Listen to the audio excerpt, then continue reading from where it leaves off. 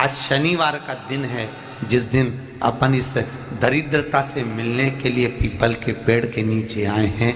हिंदू धर्म में ये दिन पीपल के वृक्ष के लिए पूजनीय होगा। जो भी शनिवार के दिन पीपल के वृक्ष की पूजन करेगा, दूध चढ़ाएगा या मिष्ठान का भोग लगाएगा, लक्ष्मी और नारायण उसके घर में प्रवेश कर जाएगा। लक्ष्मी और नारायण उसके घर में प्रवेश करेगा। इसलिए नियम बनाया। कौन से दिन का? शनिवार। लक्ष्मी जी बोली, नारायण आपने तो एक दिन का वार लिख दिया। शंकर जी ने 7 वार बनाए हैं, रविवार, सोमवार, मंगल, बुध, गुरु, शुक्र और शनि। ये शिव जी ने बनाया। अब एक दिन आपने अपना बना लिया, बाकी के दिन अगर कोई इस पीपल के वृक्ष के नीचे आएगा और यहाँ तो दरिद्रता बैठी है, तो उसका क्या होगा? भगवान नारायण बोले, सुन दरिद्रता, तेरे से एक विनती है, अगर कोई भी मनुष्य इस पीपल के पेड़ के नीचे अगर 7 दिन में आता है और उसके हाथ में अगर कोई सामग्री होती है तो तू उसके घर में प्रवेश नहीं करेगी। नियम है पीपल के वृक्ष का, या तो पानी का लोटा लेकर जाओ, कुंकू का चोपड़ा लेकर जाओ, शक्कर लेकर जाओ, या पेड़ के नीचे चींटी को डालने के लिए आटा ले जाओ, पर खाली हाथ पीपल के वृक्ष के नीचे कभी मत जाओ, कभी नहीं जाओ। खाली हाथ जाओगे तो दरिद्रता तुम्हारे घर में प्रवेश करेगी। दरिद्रता उठकर खड़ी होकर बोली, नारायण तुमने अपनी मनमानी करी है, एक दिन मुझे भी मेरा चाहिए। भगवान ने कहा, बोल कौन सा दिन चाहिए? दरिद्रता कहती है, रविवार के दिन इस पीपल के वृक्ष के नीचे मैं दिन भर नृत्य करूं, इसमें रहूं, और जो यहाँ आए रविवार को मैं उसके घर में प्रवेश करूं। भगवान ने कहा, ठीक है। दरिद्रता, रविवार का दिन एक ऐसा दिन रहेगा जिस दिन तू इस पीपल के वृक्ष के नीचे नृत्य करेगी और जो आएगा इस पीपल के वृक्ष के नीचे तो उसके साथ प्रवेश करेगी। मैंने तुझे वर दिया। इसलिए हमारे यहाँ केवल पीपल का वृक्ष अगर दीवार में भी लग जाता है ना, किसी की फैक्ट्री की दीवार में, किसी के घर की दीवार में पीपल का वृक्ष अगर लग जाता है, पीपल का पौधा लग जाता है, उसको कितना भी तोड़ लो वो वापस लग जाएगा। फिर तोड़ोगे फिर लग जाएगा। अगर पीपल के पौधे को तोड़ना है तो केवल रविवार का दिन एक नींबू, एक मिर्ची और बमूल का कांटा, ये 3 चीजें रखने के बाद में आधे घंटे बाद रविवार के दिन पीपल के पेड़ को उखाड़ कर फेंक दो। दूसरी बार कभी पीपल दीवार में लगता ही नहीं, कभी नहीं लग सकता। केवल एक रविवार का, केवल एक संडे, इतवार का। घर में दीवारों पर अगर पीपल लग भी गया है, इसलिए पीपल के वृक्ष को उखाड़ने का, अगर घर में पीपल लगा हुआ है या पीपल का पौधा हमारे घर में लग गया, उसको उतारना, निकालना, लगाना, तो पीपल के वृक्ष को अगर निकाला जाता है तो रविवार के दिन, और अगर पीपल के वृक्ष को कहीं लगाया जाता है तो सोमवार के दिन या मंगलवार के दिन, बुधवार के दिन, इन दिनों में लगा सकते पीपल के वृक्ष कहीं लगाना।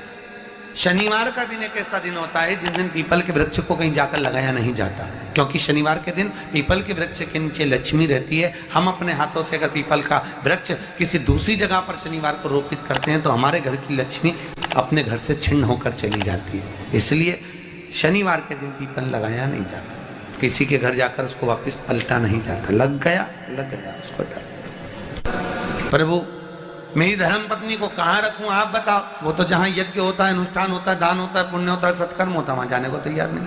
अब करूं क्या? भगवान ने बोला, एक काम करो।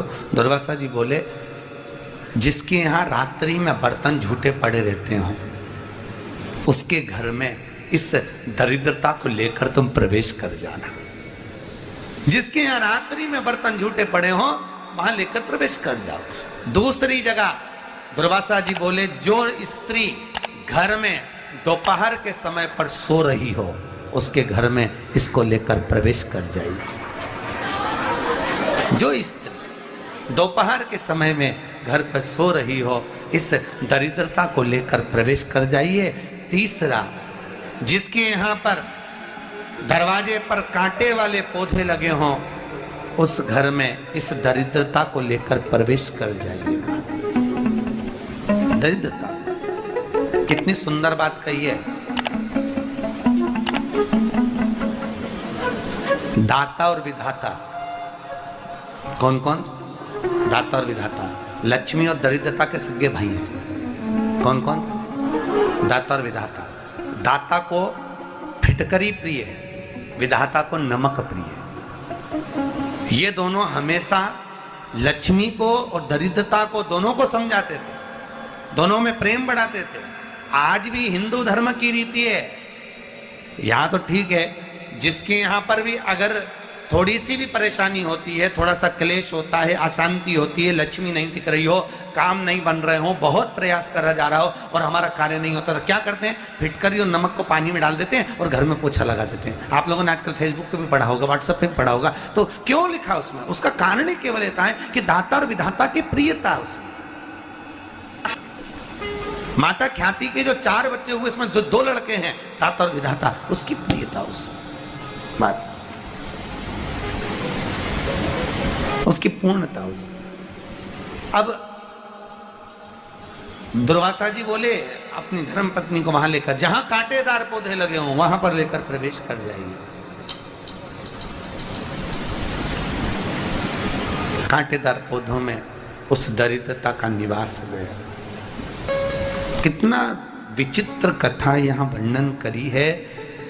श्रीमद् भागवत के अंतर्गत जो वर्णन किया कि मृत्यु निश्चित है, रोग ऐसा शनि महाराज के कारण हो गया हो, अच्छे काम करते करते उल्टे हो रहे हैं, होते हैं किसी किसी के साथ में, विपरीत परिस्थितियां आ जाती है, अच्छा करने जाओ बुरा हो जाता है, अच्छा कर्म करने जाओ बुरा हो जाता है। तो पीपल के वृक्ष की जो छाल होती है, छाल देखिए, पीपल के वृक्ष में जो छाल लगी होती है, उस छाल को घिसकर चंदन बनाकर भगवान शंकर का स्नान कराकर, अभिषेक कराकर, पूजन कराकर, पूजन कराने के बाद में पिपलेश्वर महादेव का नाम लेकर, कौन से महादेव? पिपलेश्वर महादेव का नाम लेकर वो जो घिसी हुई छाल होती है, उस छाल का तिलक भगवान शंकर को लगा लो और उसी का थोड़ा सा भाग अपने कंठ पर, मस्तक पर लगाना प्रारंभ कर दो। धीरे धीरे जो विपरीत दशा है वो सुधरना प्रारंभ हो जाती है। पर नाम याद रखना, पिपलेश्वर। काशी में जो शिव जी की स्थापना कौन ने करी? काशी में जो शंकर भगवान बैठे उनकी स्थापना करी थी शनि महाराज ने। किसने करी थी? शनि महाराज ने। क्योंकि भगवान शनि महाराज को उनकी माता के द्वारा श्रापित हो गए और शनि महाराज कांपने लगे। शनि महाराज कांपते कांपते, मैं जाऊं तो जाऊं कहां, करूं तो करूं क्या? महाराज, शनि महाराज दौड़े और दौड़कर भगवान भोलेनाथ के पास पहुंचे। हे शंकर, त्रिकालदर्शी, कैलाशी, अविनाशी, कृपा करिए बाबा भोलेनाथ, कृपा करो। क्योंकि दुनिया में 33 करोड़ देवी देवता हैं जिनको शनि लग सकता है, केवल एक, किसको छोड़कर? शिव को छोड़कर। राम जी को शनि लगा तो 14 वर्ष का वास चले, कृष्ण को शनि लगा तो मथुरा छोड़कर द्वारका चले। शनि लगा, हनुमान जी को शनि लगा तो गुफा में बैठकर राम राम जपना पड़ा। शनि सबको लगता है, केवल शनि नहीं लगता तो एक मेरे महादेव को, मेरे भोले बाबा को नहीं लगता। शंकर के पास में शनि आ गए। शनि ने आकर कहा, भोलेनाथ कृपा करिए बाबा, मैं बड़ा कष्ट में हूं, मैं करूं क्या?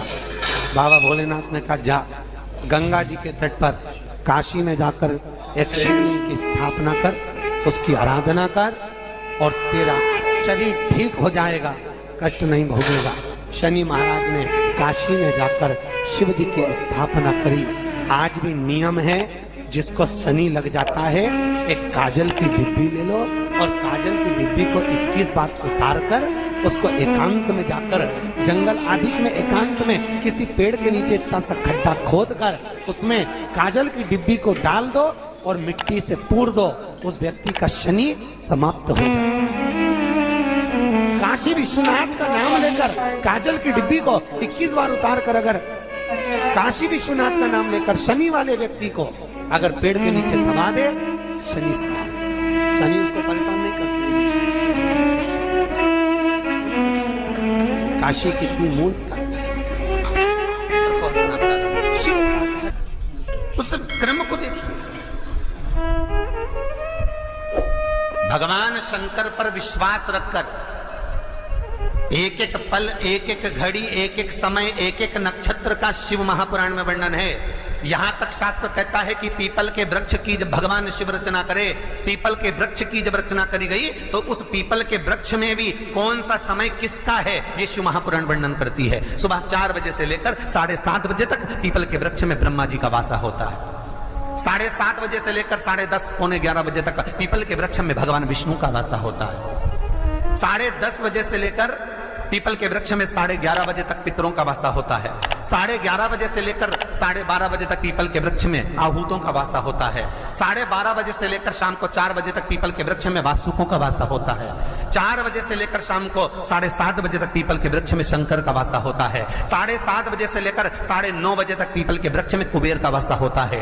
9:30 बजे से लेकर फिर कुबेर के वृक्ष में अन्य देवों का वासा चालू हो जाता है। इसलिए हमारा हिंदू धर्म कहता है, हमारे शास्त्र कहते हैं कि पीपल के वृक्ष को जब पूजा जाता है, पीपल के वृक्ष की जब पूजन करी जाती है तो सुबह 10:30, 11, ज्यादा से ज्यादा 11:30, ज्यादा से ज्यादा 12, उसके पहले पीपल के वृक्ष की पूजन कर लेना चाहिए। रात को कुबेर का वासा होता है, इसलिए पीपल के वृक्ष में दीपावली के दिन रात्रि को 8:30 बजे से लेकर 9:30 बजे के बीच में जो पीपल के वृक्ष के नीचे घी का दिया लगाता है उसके घर में कभी संपदा की कमी नहीं आती है, क्योंकि कुबेर स्वयं विराजमान होता है पीपल के वृक्ष के नीचे। क्यों? क्योंकि 11:30 बजे से लेकर 12:30 बजे तक पीपल के वृक्ष में पितरों का वासा रहता है, आहूतों का वासा रहता है, फिर वासुकों का वासा आता है।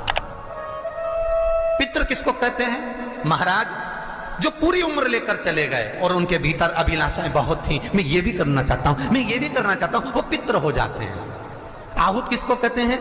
जिस माता के गर्भ में बच्चा जन्म ले और मर जाए, या 6 महीने का गर्भ धारण करने के बाद अवर्षण हो जाए, जीव पड़ने के बाद 6 महीने के बाद अगर बच्चा गर्भ में भी शांत हो जाता है, कुंवारी अवस्था में शांत हो जाता है, जिसका विवाह नहीं हुआ ऐसा बच्चा जब शांत हो जाता है, अधोगति में कोई मर जाता है, सुसाइड कर एक्सीडेंट में किसी भी रूप में मर जाता है तो वो आहूत कहलाता। शनिवार के दिन जो पीपल के वृक्ष में सरसों के तेल का दीप लगाता है उसको शनि कभी परेशान नहीं करता। एक बात हमेशा ध्यान रखिएगा, मान लो अगर कोई भारी रोग ऐसा शनि महाराज के कारण हो गया हो, अच्छे काम करते करते उल्टे हो रहे हैं, होते हैं किसी किसी के साथ में, विपरीत परिस्थितियां आ जाती है, अच्छा करने जाओ बुरा हो जाता है, अच्छा कर्म करने जाओ बुरा हो जाता है। तो पीपल के वृक्ष की जो छाल होती है, छाल देखिए, पीपल के वृक्ष में जो छाल लगी होती है, उस छाल को घिसकर चंदन बनाकर भगवान शंकर का स्नान कराकर, अभिषेक कराकर, पूजन कराने के बाद में पिपलेश्वर महादेव का नाम लेकर, कौन से महादेव? पिपलेश्वर महादेव का नाम लेकर वो जो घिसी हुई छाल होती है उस छाल का तिलक भगवान शंकर को लगा लो और उसी का थोड़ा सा भाग अपने कंठ पर, मस्तक पर लगाना प्रारंभ कर दो। धीरे धीरे जो विपरीत दशा है वो सुधरना प्रारंभ हो जाती है। पर नाम याद रखना, पिपलेश्वर। जम कितना भी दुख, विपदा, कष्ट सम्मुख में खड़ा हुआ हो, कितना भी दुख, पूंजी धन की अगर आपको कमी पड़ रही है और ऐसा लग रहा है कि मेरे पास में कुछ भी नहीं, हम तो यहाँ तक कहेंगे कोई मकान बना रहे हो, बेटी का विवाह कर रहे हो, बेटे का विवाह कर रहे हो, कोई अच्छा कार्य कर रहे हो, धन संपदा की भी कमती दिखे तो समय पर कांता भगवान का स्मरण कर, कांता चक्र का स्मरण कर, शिव और नारायण का नाम लेकर, एक बेलपत्र, एक शमी पत्र, एक श्वेत पुष्प, एक लाल पुष्प, दोनों हाथ में लेकर भगवान शंकर के अशोक सुंदरी के स्थान पर अगर समर्पित करा जाए तो संपदा की भी कमी नहीं आती। वो कांता चक्र है जो नारायण के चक्र। यहां तक शिव महापुराण की कथा कहती है, अगर कोई विद्वत ब्राह्मण ने आपको बताया है कि आपके घर में पितृदोष है, कोई विद्वान ब्राह्मण ने बता दिया कि आपके घर में काल सर्प दोष है, कोई विद्वान ब्राह्मण ने बता दिया कि आपके यहाँ पर ये वास्तु दोष है, और इस दोष को मिटाना जरूरी है। कोई ने आपको बताया, उस समय पर हमें घबराना नहीं।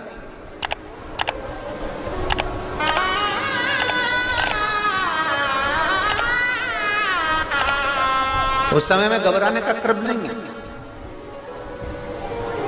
कहते हैं पीपल का जो जल झड़ता है पीपल के वृक्ष से, आप लोगों ने कभी देखा है कि नहीं देखा, वो हमको नहीं मालूम।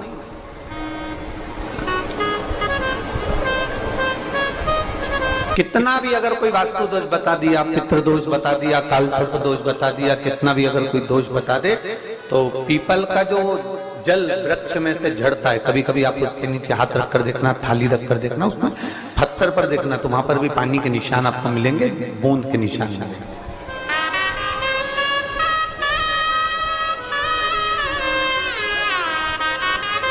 मात्र उस पीपल के वृक्ष के जल की एक बिंदी, एकमात्र बिंदी, शंकर भगवान का जो शिवलिंग है, जलाधारी है, चरण है, गणेश कार्तिकेय का स्थान है, अशोक सुंदरी का स्थान है, और प्रत्येक जलाधारी में से पानी बीच में से आकर नीचे की ओर गिरता है, नीचे की ओर गिरता है।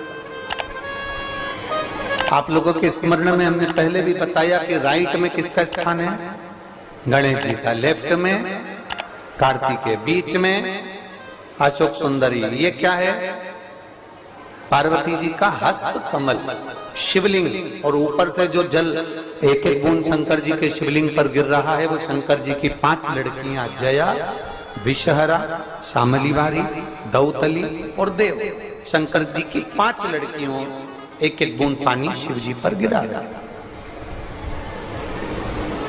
जहां जल नीचे गिरता है उस स्थान से जहां तक जल बहकर जा रहा है, उस स्थान तक 33 कोटि देवताओं का स्थान, 33 कोटि देवताओं का स्थान। अब जहां पानी आया, जहां नीचे गिरा, उसके बीच में जो स्थान होता है, आप लोगों ने देखा है कि नहीं देखा? जिनने देखा है जरा हाथ उठाओ। ये पानी जैसे यहाँ तक आया और यहाँ के बाद नीचे गिरेगा, तब वो नाली के माध्यम से बाहर जाएगा। तो जितनी दूर यहाँ से वो नीचे की ओर जो गिर रहा है, यहाँ से वो नीचे की ओर जो पानी जा रहा है, ये जो स्थान होता है, ये हमारे 3 दोषों को निवारण तुरंत कर देता है। एक हमारा पितृ दोष, एक हमारा काल सर्प दोष, और एक हमारा वास्तु दोष का निवारण ये तुरंत करता है। और ये तो हमने केवल आपको शिव महापुराण के माध्यम से बताया कि ये 3 दोष का निवारण कर देता है, पर यदि कभी आप ध्यान से लिंग पुराण को पढ़ेंगे, आप यदि लिंग पुराण को पढ़ेंगे और गीता प्रेस गोरखपुर की लिंग पुराण को लाकर यदि आप पढ़ते हैं, या गीता प्रेस गोरखपुर की शिव अंक को भी आप अगर पढ़ेंगे, उसका नंबर हमारे स्मरण में नहीं आ रहा है, शिव अंकों को भी अगर आप पढ़ेंगे तो उसमें भी आपको वर्णन मिलेगा कि हम तो केवल 3 दोष का बता रहे हैं, पर हमारे शास्त्र तो यहाँ पर और भी दोषों का वर्णन कर रहे हैं। जैसे किसी ने बता दिया आपको शनि का दोष है, किसी ने बता दिया मंगल का दोष है, किसी ने बता दिया आपको केतु का दोष है, किसी ने बता दिया आपको राहु का दोष है, किसी ने आपको कह दिया कि बृहस्पति का दोष है, किसी ने कह दिया आपको ये वाला दोष है। दुनिया के जितने दोष